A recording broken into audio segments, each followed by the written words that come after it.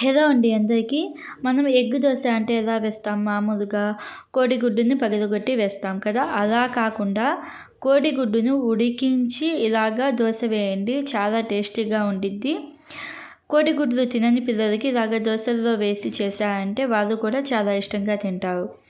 ముందుగా ఎండు కోడిగుడ్లను ఉడికించి పైన పెంకు తీసేసి ఇలాగ తురుముకోవాలి.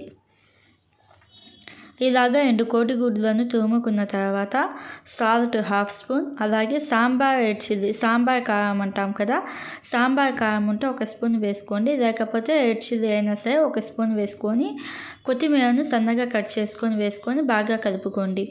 కలుపుకున్న తర్వాత సాల్ట్ సరిపోయిందో లేదో చూసుకొని కావాలంటే ఇంకొంచెం సాల్ట్ వేసుకోండి.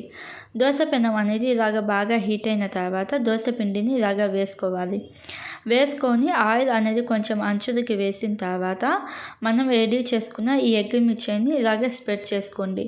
స్ప్రెడ్ చేసుకొని మంట అనేది లో టు మీడియం ఫ్లేమ్లో ఒక 2-3 నిమిషాల పాటు ఉడికించుకోవాలి.